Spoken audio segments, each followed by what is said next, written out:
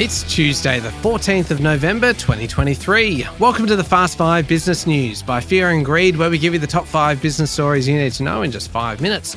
I'm Michael Thompson, and good morning, Sean Aylmer. Good morning, Michael. Sean, 5 big stories to get through today in 5 minutes, so let's get cracking. Story number 1, corporate Australia is not cyber prepared, with around half of companies not managing third-party or supply chain risks, which are commonly used by hackers to breach companies. Yes, and after the release of the Australian Securities and Investments Commission annual snapshot of cyber preparedness, Chairman Joe Longo warned that businesses must close alarming gaps in their cyber security defences. In its report, ASIC rates Australian companies on their cyber maturity on a scale of 1 to 4, 4's ideal. It gave a weighted average across corporate Australia of just 1.66, meaning that most companies are reacting to problems as they arise, rather than properly mitigating them. Small companies much worse than large companies. The report found 44% of organisations failed to manage cyber risks posed by dealing with external third parties. Think of vendors, suppliers, partners, those sorts of people. Often those groups have access to internal systems. That's where the problems can be caused. The report said 58% of companies have limited or no ability to secure confidential information. That's a worry. And a third of companies have no cyber incident response plan. Longo said it's alarming that third-party relationships provide threat actors with easy access to an organisation's systems and network. Sean, we've seen plenty of data breaches recently, including port operator DP World in recent days, as well as network outages like Optus last week, which obviously had a major cybersecurity breach last year. It's a responsibility of businesses, but what about government? Yeah, a lot of pressure on government on this one. It's expected, the federal government is expected to announce a long-awaited national cybersecurity strategy next week. Details have begun to emerge about new requirements for companies to warn the government about unfolding cyber incidents, ransom demands, that type of thing.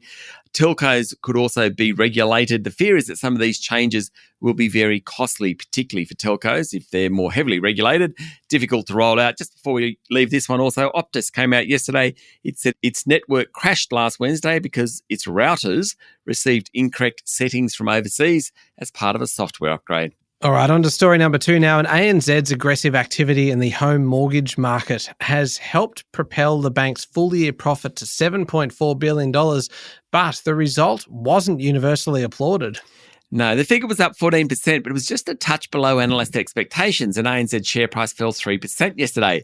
The result was notable for its push into institutional banking, doing business with large companies, and also what it's doing in the mortgage market. ANZ added $11 billion in net new home loans in the 6 months to September 30, but its net interest margin across the group went from 1.75% to 1.65%. Essentially, that's because ANZ is doing better deals than the other major banks in the home lending market, and that's hurt profit margins. Good for home buyers, not so much for shareholders, at least in the short term. Chief Executive Shane Elliott said credit losses were likely to rise in the next year, given the higher interest rate environment. Story number 3, the Reserve Bank's acting chief economist Marion Kohler says Australia's in for a bumpy ride as it tries to reduce inflation, which of course is a precursor to lower interest rates. Yes, and a reduction in inflation is a precursor to stable rates. Ms. Kohler said the next stage of bringing down inflation is likely to be more drawn out than the first, with services inflation and petrol price shocks adding to cost pressures.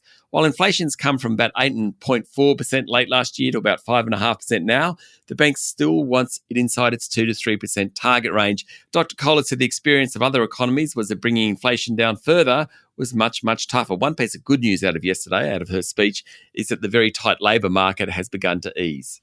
Sean, story number 4, how about this? There's about 30,000 containers that have been left stranded in ports around the country as a result of operator DP World being cyber hacked.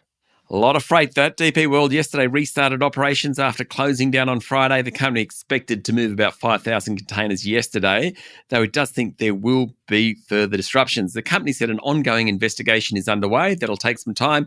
It hinted that normal services won't resume just yet. That group manages 40% of goods coming in and out of the country. Quite amazing. It was already running behind because of an industrial dispute.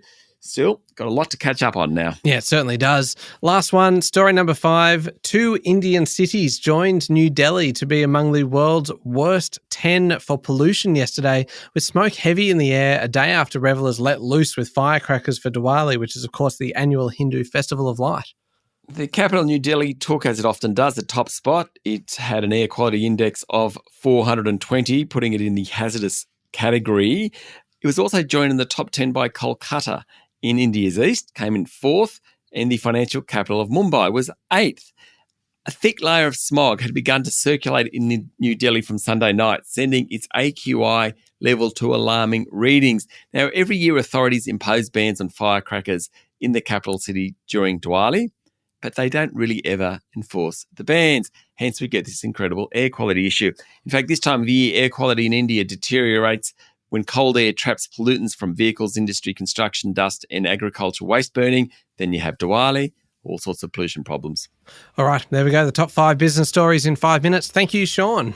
Thank you very much, Michael. It is Tuesday, the 14th of November, 2023. Remember to hit follow on the podcast. And if 5 minutes isn't enough, you can find our longer daily show called Fear and Greed Business News, wherever you listen to podcasts. I'm Michael Thompson, and that was the Fast 5 Business News by Fear and Greed. Have a great day.